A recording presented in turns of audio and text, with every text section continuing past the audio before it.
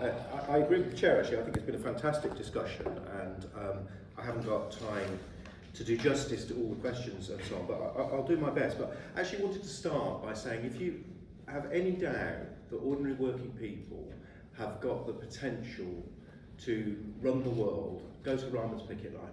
Because what you will meet there is a collection of people who are dismissed usually. They're the sort of people who, when people walk around academic buildings, are ignored because they're the cleaners, or the people who put the books on the shelves, or the people who put the data in, or do all the bureaucracy. But actually, when you're on that picket line, listening to them talk about the world, their lives, their jobs and so on, is inspirational. And it tells you actually that ordinary people have got so much more to offer the world than the sort of ciphers that they are in the eyes of the Tories. I went along and I took a box of, those Heroes chocolates. If you believe the Tories, that they'd have all grabbed as many as they could, but of course they didn't. They passed them around and made sure that everyone got some.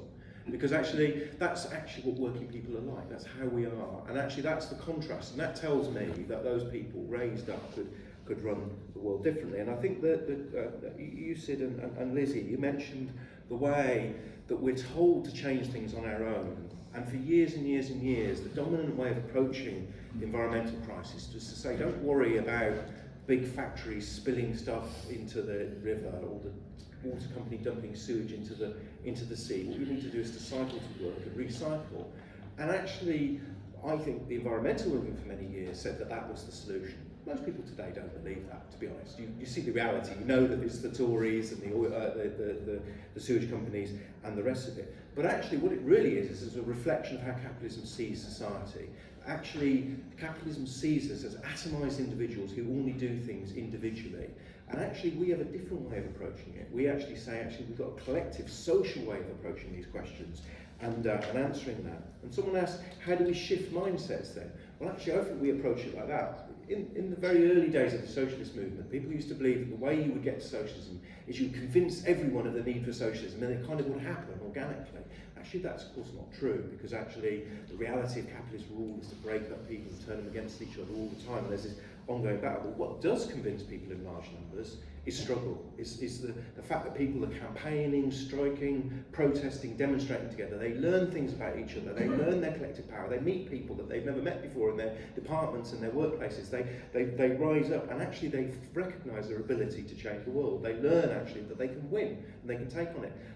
When I wrote Socialism or Extinction, you get to a point where you have to actually at some point click send and send it off to the publisher.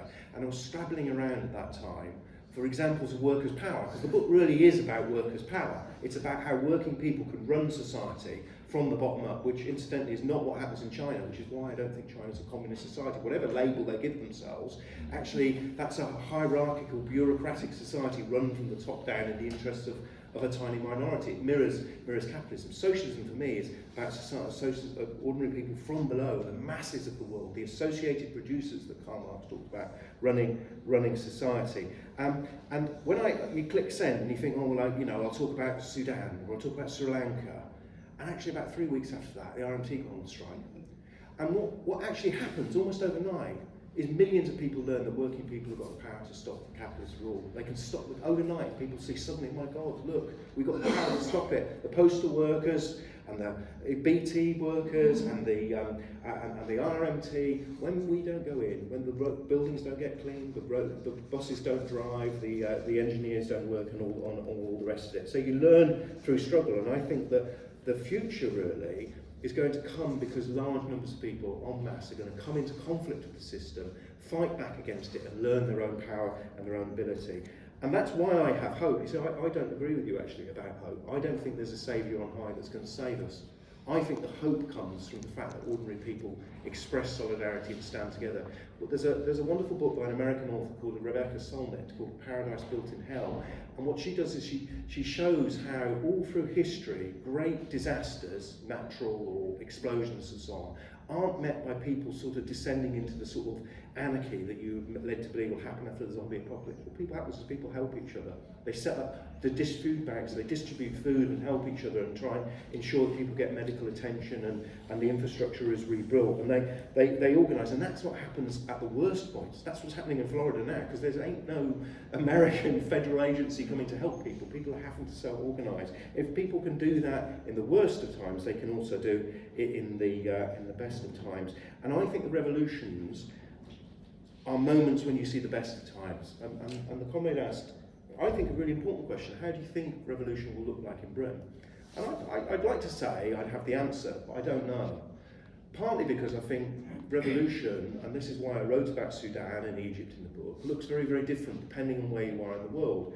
As people have said, countries that have got a larger agrarian economy tend to have different ways of resisting and protesting. It's why I think in some of the Middle Eastern protests and in Sudan, you saw a tendency for mass gatherings of people in squares or outside particular points where because actually they lacked large industrial workplaces that you might have seen, say, in Western Europe and North America.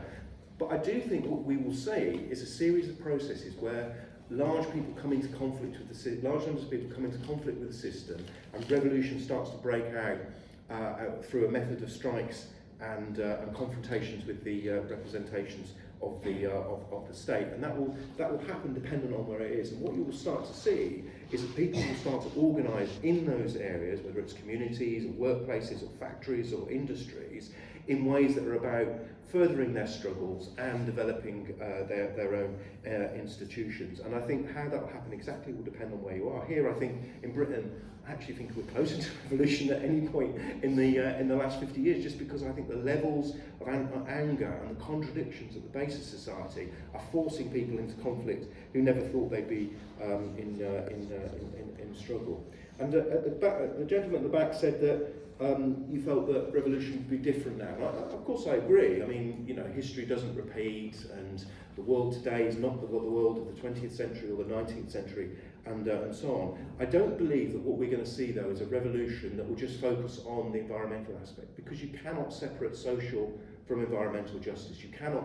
It's the same system that is driving us into poverty, into homelessness, into hunger, and putting millions of people out, displacing them and so on, is also driving, for the same reasons actually, environmental destruction. And I think one of the things that will happen is a cross-fertilisation.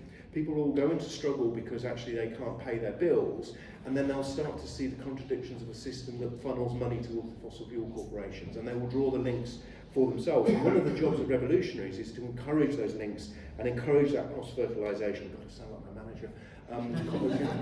Encourage that linkage and those coming together and so on in a way that empowers and encourages and gives confidence to people. Socialist Worker will have the strikes on the front page, but it will have the Just Stop Oil protests on the back, because actually both of those things are part of developing a movement. But what we can say is that the coming revolution, wherever it starts, whenever it starts, is ultimately going to be a battle for the future, about how we manage our relationship with the natural world. Is it going to be the chaotic, irrational drive to maximise profit that we see under capitalism, or is it going to be a rationally managing of our relationship with nature? And that doesn't mean that we'll control nature. It means that actually we will try and understand our activity, economic, politically and socially, in the context of the wider natural world and as being part of it. But that can only come about through struggle. And I'll come back to the question of violence now, just to finish up. Because actually I'm not violent. I don't see revolution as being about us all. Actually, if you look under your chairs, there's a bomb, and you're going to go out and throw it at a police station. Of course, that's not struggle. And I think most people are like that. The vast majority of people would like social change to be peaceful and so on. But the reality is the system we live in is a violent system, and will do everything it can to protect its interests. And I will finish in 2 minutes, yeah. Look at what's happening in Iran. Actually, really, what are people protesting for in Iran? The right to wear what they want, to dress how they want, to be how they want, to learn how they want. Actually, they're met with the most brutal violence. I'm not going to condemn anyone who punches a policeman in that context, or 100 young women go and push their way through a police line, or, I'm not going to condemn that. I'm going to be on their side, because actually the violence of the oppressor is not the same as the violence of the press. And I'd like to see social change coming peacefully, but it won't. And it won't, not because we're violent, it won't because they have institutions of violence that retain the right to protect their interests. The police, the judiciary, the army, and all those sort of institutions of the capitalist state. And the one thing I can predict that will happen at revolution is that at some point there will be a confrontation with the capitalist state. It happened in Egypt, in Tahrir Square. It happened in Sudan on 2 occasions when the military tried to send in the army. And actually there will come a point where the revolutionary movement has to say, do we fall back and retreat, or actually do we try and break that capitalist state and fight back and institute our own state that can transform society? And that really will require workers' power. The only force in society that can challenge the state like that will be the power of working people. But there's a caveat to that.